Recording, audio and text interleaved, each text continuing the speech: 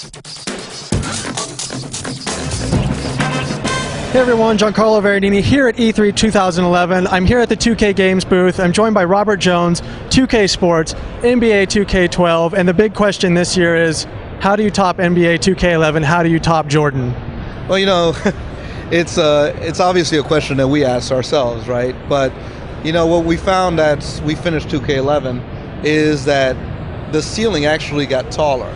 You know, we thought we had reached it, and then, you know, you look out and you see what we've done, and you see how we can get better.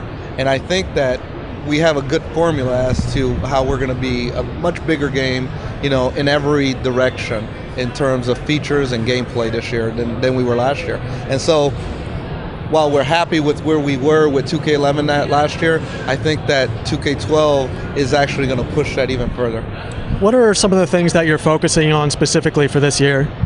Well, you know, I mean, I want to say everything, to be honest with you. I mean, it's kind of tough. I mean, we weren't perfect in pretty much any area. You know, I mean, we had a great feature set. You know, Mike obviously helped that, but you know, my player is a huge feature, and I think that people want more. They want more, and they want it to be better. So we're working on that. We know we struggled a little bit with online.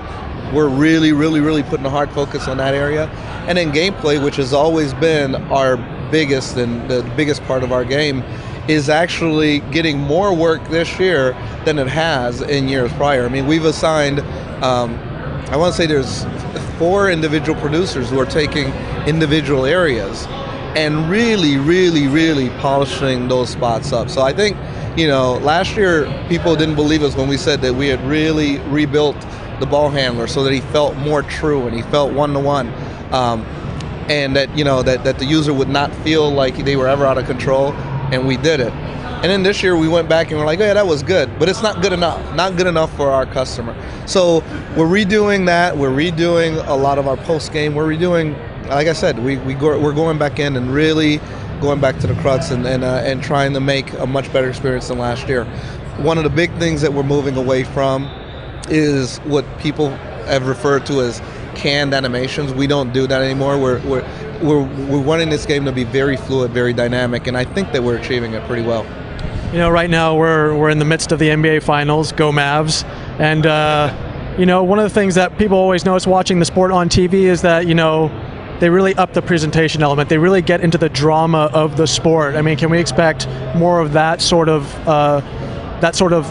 element in NBA 2K12? Oh, definitely. I mean, you know, one of the big things for us is obviously to have the truest NBA style presentation, but one of the things that we haven't really done well is, especially in the single player kind of modes, let's say I'm playing association or I'm playing and I'm trying to play through that area, you know, our presentation didn't vary very much. I mean, obviously we have the NBA Today stuff. It brings you the dynamic overlays, lets you know which games come out. But this year we're really pushing it. We have different styles of presentation as you hit the playoffs, as you hit the finals. And that way the user's getting rewarded for having put all that work in. And that's, you know, that's, I think, really important to our title. And what are we looking at in terms of platforms and release dates? Our basic release dates are going to be October 4th on PS3, 360, and PC. Great, Robert. Looking forward to it, and thanks for joining us. Thank you. Thank you.